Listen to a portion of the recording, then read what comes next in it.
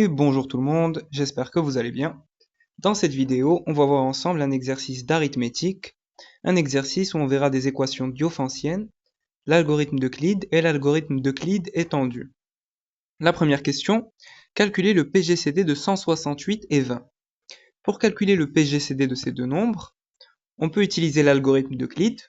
Alors l'idée pour utiliser l'algorithme d'Euclide, c'est qu'il faut connaître cette propriété. Si on a deux entiers relatifs qu'on appelle A et B, leur PGCD sera égal au PGCD de B et R, avec R le reste de la division euclidienne de A par B. Alors ici j'aurai un quotient, et ici j'aurai un reste. Et ce reste-là, c'est ce nombre. Alors c'est ce qu'on va faire, nous on veut le PGCD de 168 et 20. Alors ça va être égal au PGCD de 20 et on va poser notre division, 168 divisé par 20. Au quotient on aura 8, 8 fois 20 c'est 160. Et au reste, on aura 8. Donc le PGCD de 20 et 8.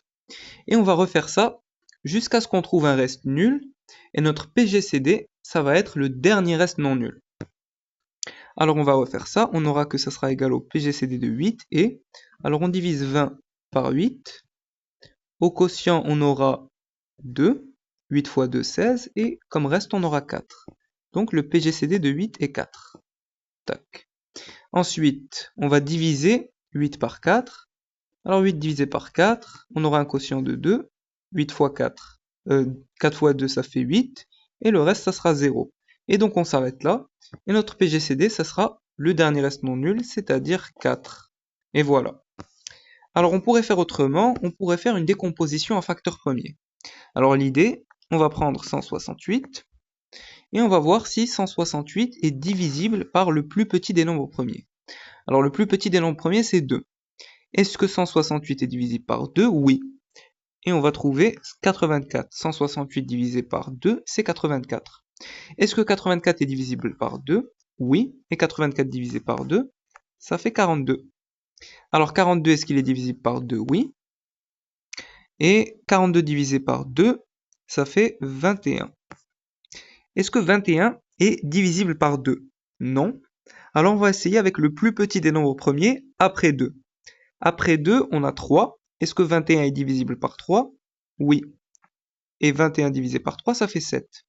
Alors 7, est-ce qu'il est divisible par 2? Non. Est-ce qu'il est divisible par 3? Non. Après 3, on a 5. Est-ce que 7 est divisible par 5? Non. Après 5, on a 7. Est-ce que 7 est divisible par 7? Oui. Et 7 divisé par 7, ça fait 1. Et on s'arrête là. Quand on arrive à 1, on s'arrête. Et donc maintenant, on pourra réécrire 168 comme étant le produit de tous ces nombres. Tac, tac. Alors 168, ça va être égal à... Alors 2 fois 2 fois 2, c'est-à-dire 2 au cube, donc 2 puissance 3, fois 3, fois 7. Très bien. On va refaire ça avec 20. Alors, la même chose, 20, est-ce qu'il est divisible par le plus petit des nombres premiers? Alors, le plus petit des nombres premiers, c'est 2. 20, il est divisible par 2. Et 20 divisé par 2, ça fait 10. Est-ce que 10 est divisible par 2? Oui. Et 10 divisé par 2, ça fait 5. Est-ce que 5 est divisible par 2? Non. Est-ce qu'il est divisible par 3? Non. Après 3, on a 5. Est-ce que 5 est divisible par 5? Oui. Et 5 divisé par 1, ça fait 1. Et on s'arrête là. Donc 20, ça va être égal à 2 fois 2 fois 5. Voilà, donc 20 va être égal à... Alors 2 fois 2, 2 fois 2, c'est 4. Alors on va écrire 2 au carré fois 5. Tac. Et donc le PGCD, pour le trouver, alors on va voir le plus petit des facteurs en commun. Alors le plus petit c'est 2 au cube ici c'est 2 au carré, donc ça va être 2. Et on va prendre celui qui a la plus petite puissance. Donc ici c'est 2 au carré. Et ça va être ça notre PGCD. Donc le PGCD de 168 et 20, ça va être 2 au carré, c'est-à-dire 4. Donc voilà, on a trouvé 4, et ici on avait trouvé 4 aussi. Donc c'est bon, on a terminé cette question. On passe à la question 2. La question 2, est-ce que les équations suivantes admettent des solutions dans z fois z? 168x plus 20y est égal à 6. Alors ici on a des équations diophantiennes, et je vous ai mis un rappel. Une équation diophantienne de la forme ax plus by est égal à c admet des solutions dans z carré si et seulement si le PGCD de a et b, donc ces deux nombres, divise c, donc ce nombre. Et si le couple x0, y0 est une solution particulière de l'équation diophantienne, alors l'ensemble des solutions S de l'équation sera x0, donc le premier élément de la solution particulière, plus k fois b, b c'est ce coefficient, sur le PGCD de A et B, donc de A et de B. Et y0, donc le deuxième élément de ma solution particulière, moins k fois A c'est ce nombre, sur le PGCD de A et B, avec k un entier relatif quelconque. Donc l'idée pour trouver un ensemble de solutions d'une équation diophantienne, c'est de trouver une solution particulière. Alors, ici on a 168x plus 20y est égal à 6. Et on doit voir si cette équation admet des solutions dans z fois z.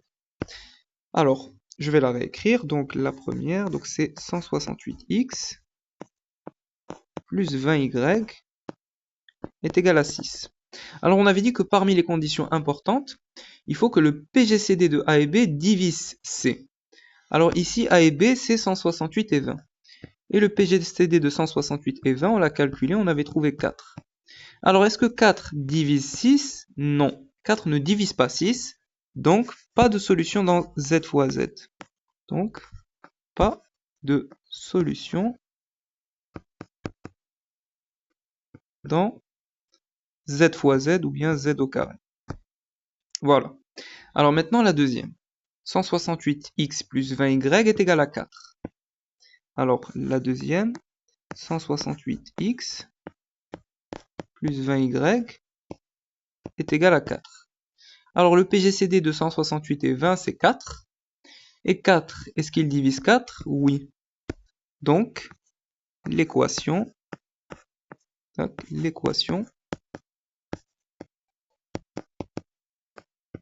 admet des solutions dans z fois z, bien z carré, c'est la même chose. Et la dernière, 42x plus 5y est égal à 2. Alors, c'est 42x plus 5y est égal à 2. Alors, le PGCD de 42 et 5, alors on peut le voir directement, c'est 1. Ou bien vous faites l'algorithme d'Euclide, vous allez trouver 1. Alors ici, il faut penser à utiliser le théorème de Bézout. Alors, je vous ai mis un rappel. Donc, le théorème de Bézout nous dit que soit A et B, soit A et B, deux nombres appartenant aux entiers relatifs. Si le PGCD de A et B est égal à 1, alors il existe un couple UV dans Z carré tel que AU plus BV est égal, alors ici c'est est égal à 1. Alors c'est ce qu'on va appliquer. On pourra dire que d'après le théorème de Bézout, ici on a le PGCD de 42 et 5, c'est 1. Donc on pourra dire que il existe un couple UV dans Z carré tel que 42U plus 5V est égal à 1. Sauf que nous, on voulait est égal à 2. Donc c'est pas grave, on va multiplier des deux côtés par 2. Donc à droite, on aura 2. 2 fois 1, c'est 2. Et de l'autre côté, pareil, on va multiplier par 2. Donc 42, 2U plus 5, 2V. Il faut que je laisse 42 et 5 visibles. Alors 2U et 2V, on va les appeler autrement. On pourra mettre 42x plus 5y est égal à 2. Et donc, l'équation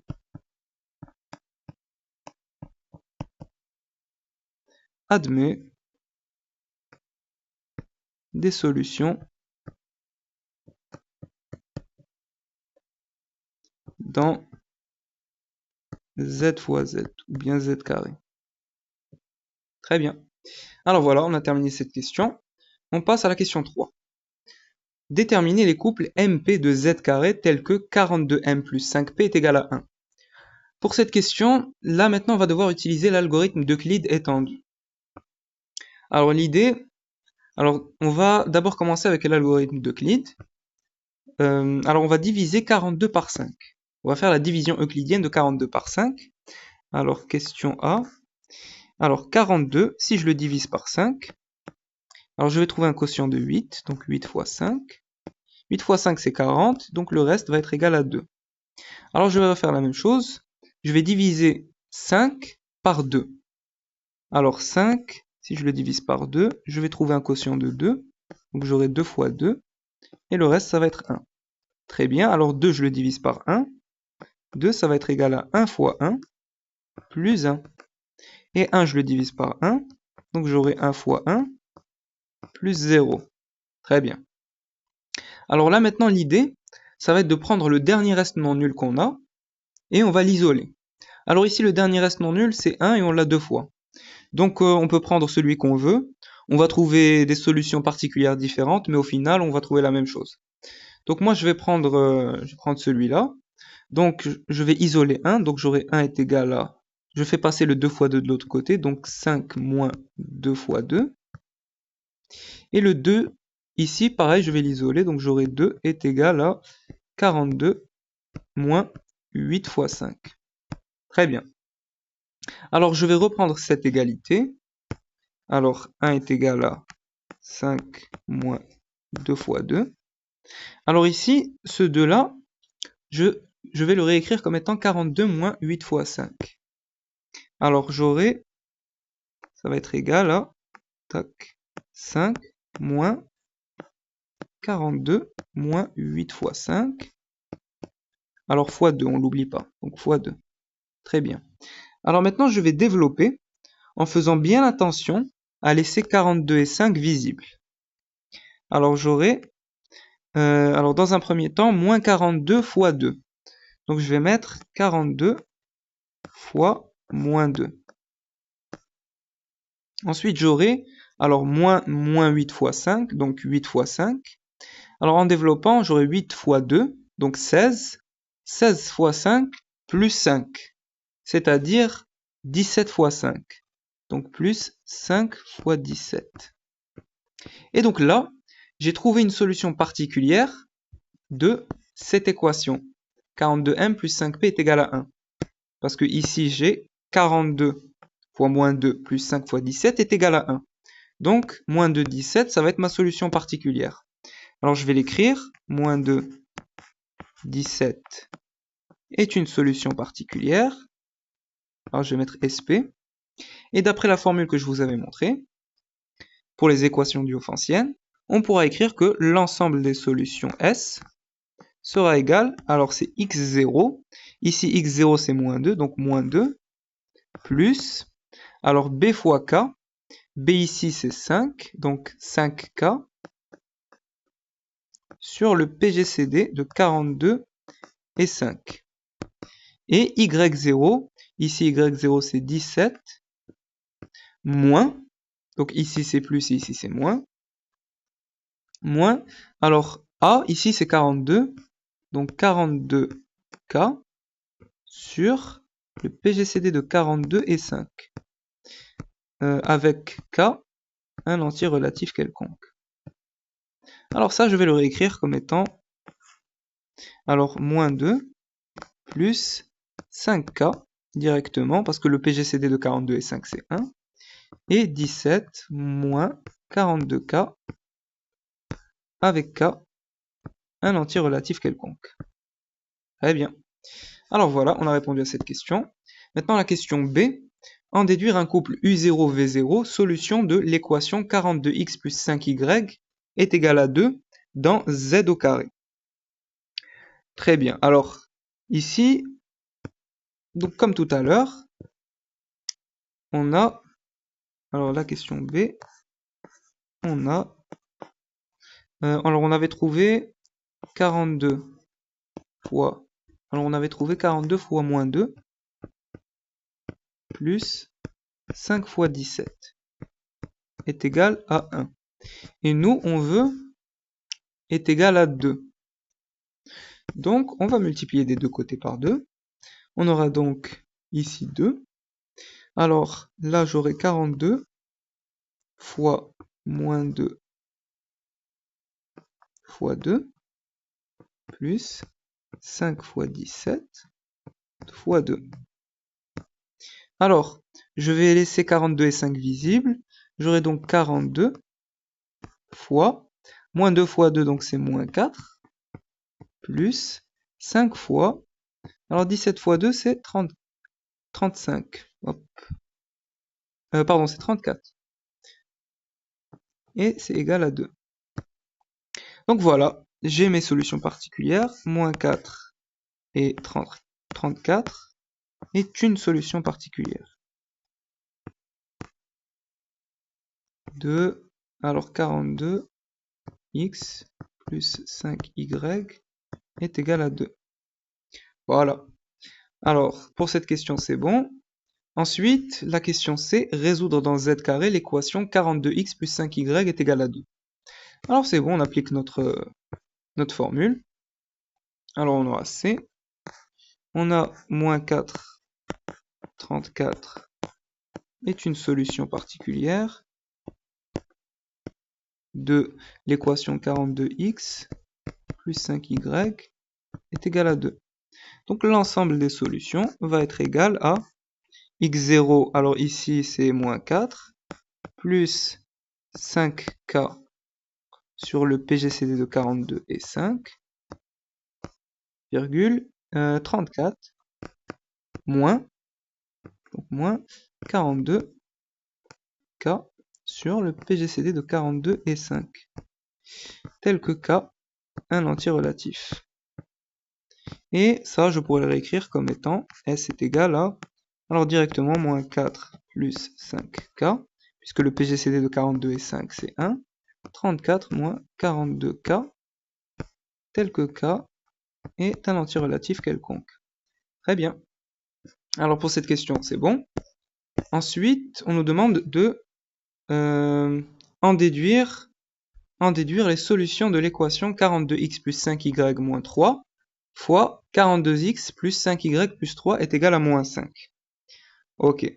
Alors, pour cette question, donc la question D, alors on va fixer un couple, soit xy, un couple d'entiers relatifs, donc dans z carré, tel que, alors nous ce qu'on nous avait donné, c'est 42x plus 5y moins 3, facteur de 42x plus 5y plus 3 est égal à moins 5. Ok. Alors, l'idée ici, dans un premier temps, c'est que ce nombre-là, il est inférieur à ce nombre-là. Hein.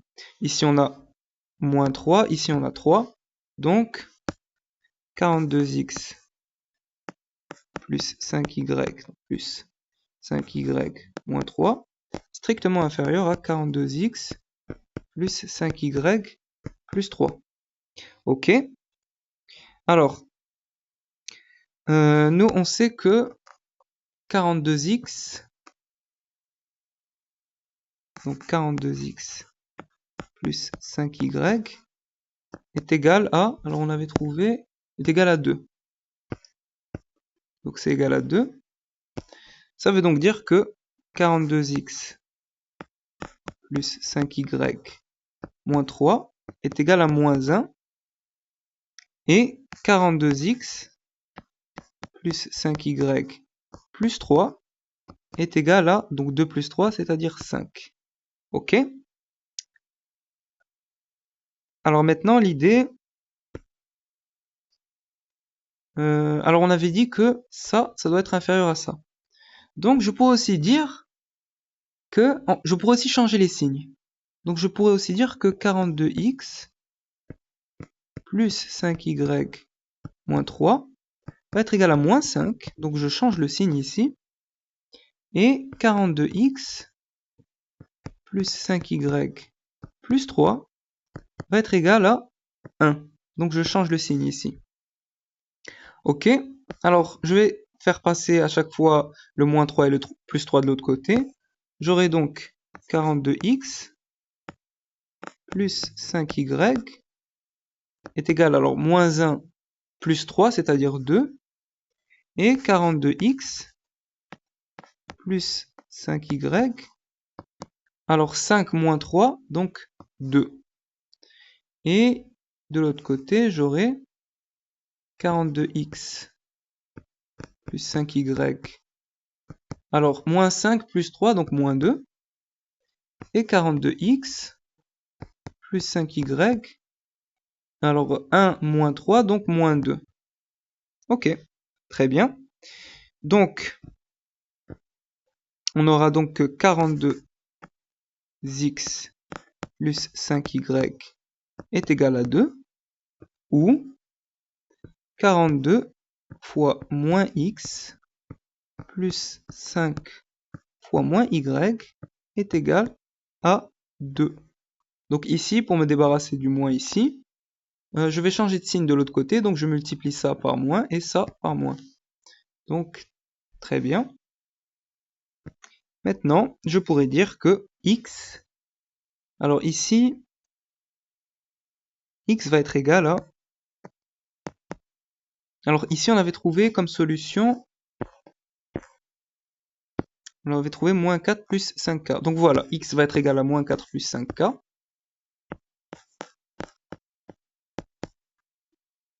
Et y va être égal à... Alors on avait trouvé, comme solution, on avait trouvé 34 moins 42k. Donc 34 moins 42k. Ok. Ou, alors bien sûr, k appartenant à z. Ou, alors ici, donc le sens opposé, on aura x qui va être égal à 4 moins 5k. Et y qui va être égal à moins 34 plus 42k. Avec k dans z. Donc voilà l'ensemble des solutions. Alors il va être, on va mettre S est égal à, alors moins 4, tac, là, plus 5k, virgule 34 moins 42k. Alors ici c'est moins. Donc ça c'est ça, et ça c'est ça. Ok. Et on va mettre aussi les deux autres. Donc avec k dans z. Tac. Union. Alors 4 moins 5k, virgule, moins 34, plus 42k, avec k dans z. Et voilà. On a donc trouvé l'ensemble de solutions. Donc voilà, on a terminé cet exercice. J'espère que la vidéo vous a plu. N'hésitez pas à vous abonner, n'hésitez pas à partager. Et mettez vos remarques en commentaire. Et à très bientôt.